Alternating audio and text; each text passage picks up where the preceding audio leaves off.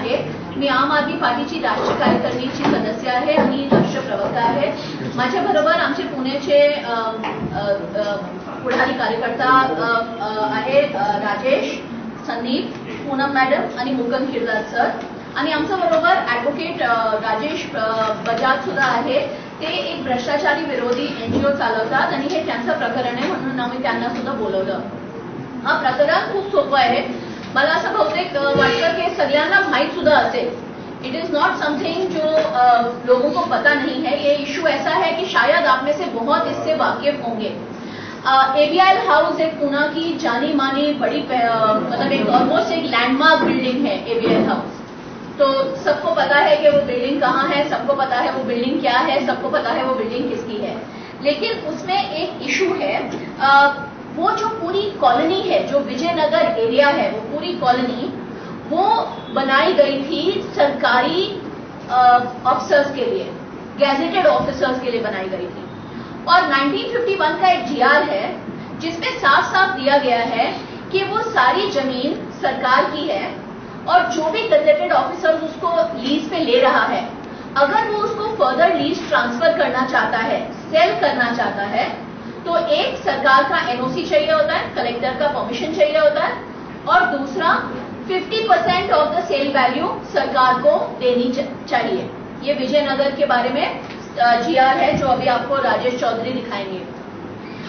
लेकिन हम सब जानते हैं कि विजयनगर में 1951 से लेकर आज तक बहुत सारी सेल्स हुई हैं, बहुत सारे ट्रांसफर्स हुए हैं.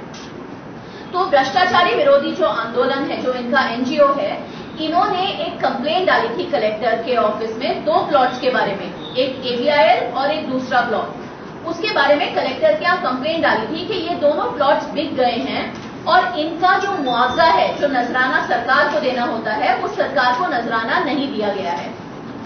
कलेक्टर ने ऑर्डर भी पास किया कहते हुए कि ये बात सही है, ये वाकई में सरकारी जमीन है और इसका नजराना सरकार को लेना चाहिए और सरकार को कैलकुलेट करना चाहिए नजराना कितना होता है और पेनल्टी कितनी होती है, क्योंकि इतने साल से ये सेल हुई है बिना सरकार को पैसे दिए गए.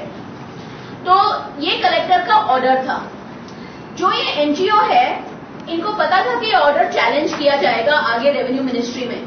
तो NGO ने एक कैविएट डाला रेवेन्यू मिनिस्ट्री में कि अगर ये मुद्दा आपके पास अपील में आए तो हम इसमें भागीदार होना चाहते हैं.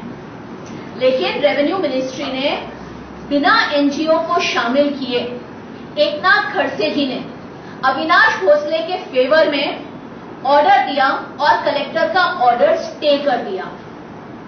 हमारा प्रश्न ये है कि एकनाथ खड़से ने, जो एक सरकारी जमीन है, उसके अविनाश भोसले को फेवर करने के लिए, उनके प्लॉट को बचाने के लिए जो नुकसान किया है, क्योंकि वहां पे वो जमीन बहुत बड़ी है, आपको सारे फैक्ट्स फिगर्स अभी राजेश वापस समझाएंगे. वो जमीन इतनी बड़ी है कि अगर हर प्लॉट में हम वसूली करने जाएं तो ऑलमोस्ट 1000 करोड़ नजराना सरकार को मिल सकता है. 1000 करोड़ मिल सकता है अगर विजयनगर से सरकार अपना वसूली करे, बस नजराना का अमाउंट, पेनल्टी तो अलग. तो अगर नजराना वसूली करे विजयनगर की हर प्लॉट से तो इतना अमाउंट मिल सकता है. तो इतना खर्चे ने इतना आर्बिट्रेरी ऑर्डर कैसे दे दिया? जिस NGO ने कैविएट डाला था उनको नहीं बुलाया. सरकारी ऑफिसर्स जिनको ये काम दिया गया था कि वो कैलकुलेट करें कि कितना अमाउंट ड्यू होता है, उनको एक नोटिस दिया. वो सरकारी ऑफिसर्स अपियर ही नहीं हुए, वो एब्सेंट रहे उस हियरिंग से और एक तरफा हियरिंग अविनाश भोसले के फेवर में पास करके कलेक्टर का ऑर्डर स्टे कर दिया गया.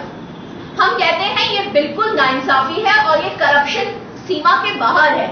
अविनाश भोसले इतनी बड़ी हस्ती है, इतने बड़े कॉन्ट्रैक्टर हैं, इतने बड़े बिजनेसमैन हैं, अगर उनको नजराना भी देना पड़ा अपने प्लॉट का, वो 50 करोड़ से ज्यादा नहीं होगा.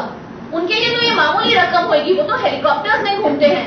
सरकार की 50 करोड़ बचाने के लिए, चोरी करने के लिए, वो एक्चुअली सरकार के 1000 करोड़ का नुकसान कर सकते हैं, क्योंकि अगर उनको माफी मिल गई तो सारे प्लॉट्स जो वहां पे हैं वो उसी को प्रेसिडेंट्स बना के बोलेंगे कि हम भी नजराना नहीं देंगे. अभी ही हाल ही में पिछले हफ्ते सरकार ने उसी नेबरहुड में कॉस्मोस बैंक को नोटिस दिया है कि आपको हमें अराउंड 50 करोड़ नजराना देना बाकी प्लॉट्स के ऊपर ये रूल लागू किया जा रहा है और उनसे नजराना लिया जा रहा है, तो फिर अविनाश भोसले को एकनाथ खड़से ने एग्जेम्प्ट क्यों किया? ऐसी क्या दोस्ती है बीजेपी सरकार की एकनाथ खड़से की पर्सनल या सरकार की अविनाश भोसले से कि उनको 50 करोड़ एग्जेम्प्ट किए गए? हमारा ये कहना है कि हाल ही में चीफ मिनिस्टर देवेंद्र फडणवीस ने बहुत सारे रेवेन्यू मिनिस्ट्री के ऑर्डर्स कैंसिल किए गए थे। आम आदमी पार्टी की ये मांग है कि ये ऑर्डर भी रेवेन्यू मिनिस्ट्री का कैंसिल किया जाए, क्योंकि इसकी नींव करप्शन में है और इस ऑर्डर की प्रेसिडेंस लेते हुए सरकार को 1000 करोड़ का नुकसान हो सकता है। ट्रान्सफर कधी केले अविनाश भोसलेच्या नावावर? 28/10/2012 तुम्ही पाटील 25/7/2008 नाही, मला काय विचारायचं की ही जागा जी अविनाश भोसलेच्या नावावर ट्रान्सफर झाली ती कधी झाली? 28/10/2012 त्यावेळेस सरकार कोणाचं होतं? सहाय्य कोणाचे त्याच्याकडे असे आहे ना राष्ट्रवादी त्यावेळेस तो नजराना घेतला नाही. त्यावेळेस मंत्री कोण? म्हणजे हे जे प्लॉट्स आहे 200 प्लॉट्स आहेत आणि इनके प्लॉट्स की कब से सेल्स हो रही हैं और जो राष्ट्रवादी सरकार है उसने तो बिल्कुल दखल लिया ही नहीं। सरकारी जमीन बिकती जा रही है और राष्ट्रवादी प्लॉट की आंखों के सामने तो पट्टी थी, उन्होंने तो देखा ही नहीं कि कौन सी सरकारी जमीनें लूटी जा रही हैं, बिकॉज वो खुद उस खेल में शामिल थे। तो उन्होंने तो, और हम सब जानते हैं कि अविनाश भोसले अजीत पवार साहब के कितने करीब हैं, तो उनका पर्सनल प्लॉट में दखल देना तो दूर की बात है, लेकिन बाकी जो पूरी सोसाइटी है, प्राइम प्रॉपर्टी है, गजेटेड ऑफिसर्स की जमीन है, सरकार की जमीन है, उसमें राष्ट्रवादी यूपीए सरकार ने कोई भी दखल लिया ही नहीं, कुछ इंटरफेरेंस ही नहीं किया, इतनी सारी सेल्स हो गई।